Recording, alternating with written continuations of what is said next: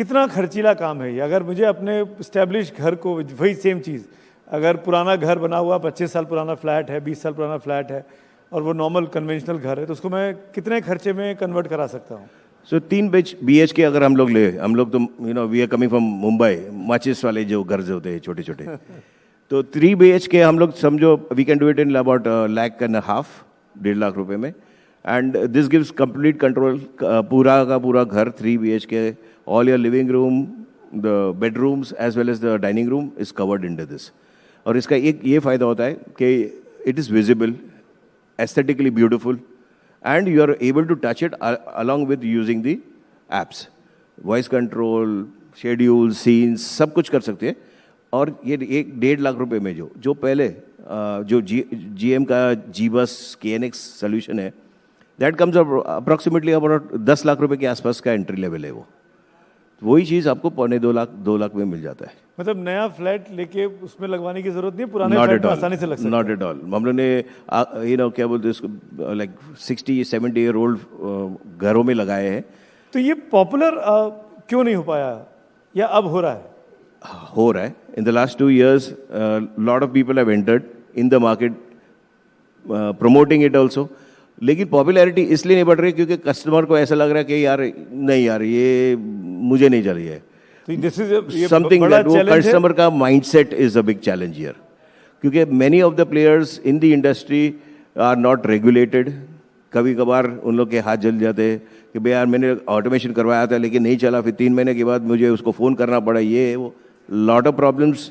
फिर second time या अगली बार किसी या उसके दोस्त को या उसके कोई परिवार में किसी, तो ये प्रॉब्लम है माइंडसेट का. जो आदमी सोचता है कि मैं सस्ता जाऊँ, अच्छा मिलेगा, इलेक्ट्रिशियन के पास जाता है या दुकान के पास जाता है, बोला आपके पास सस्ता क्या है, और फिर बाद में वो 6 महीने के बाद फिर से जाता है कि भाई इसको निकालो और नॉर्मल स्विच लगा दो.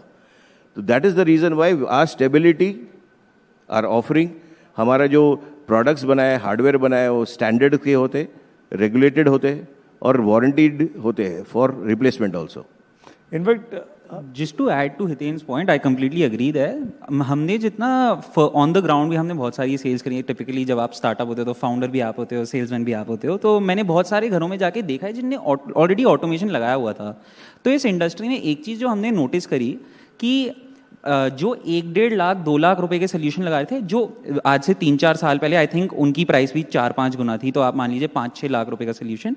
तो वो एक बहुत सिलेक्ट फ्यू का सोल्यूशन होता है कि ऑटोमेशन 5 लाख रुपए की एक नॉर्मल इंसान नहीं लगवाता.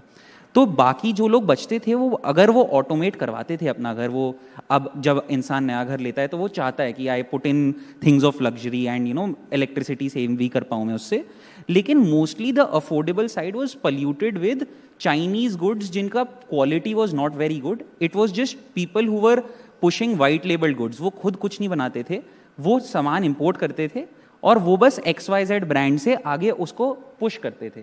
हम ऐसे लोगों से मिले हुए हैं जिनने खुद आगे सब डिस्ट्रीब्यूटर बना के लाखों रुपए के बस सामान बस फेंक दिया उनकी तरफ, और फिर वो कंपनी बंद करी, XYZ से काम बंद करा, अब मैं ABC के नाम से सेम जगह से इंपोर्ट करके फिर से बेचूंगा. तो वो ट्रस्ट और स्टेबल सोल्यूशन है नहीं है, उस पर बहुत बड़ा डाउट आ गया in terms of new users. तो वो अडॉप्शन बहुत ज़्यादा लोग क्वेश्चन करते हैं कि ये ज़रूरत है मेरे को, नहीं है, इससे और इश्यूज ना आए. और इसीलिए तब जब एंट्री बैरियर, जब प्राइस पॉइंट अभी भी 1.5-2 लाख होता है तो इंसान तब भी खुद को क्वेश्चन करता है. तो I think it is heavily dependent कि एंट्री पॉइंट आप कहाँ रखो.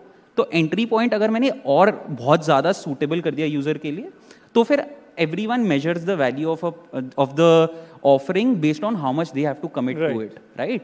तो मैं अगर सिर्फ 2,000 रुपये 2,500 रुपये दे रहा हूँ अपने सोल्यूशन के लिए, तो मैं my risk appetite increases a lot more. तो वहाँ पे acquisition becomes a lot easy.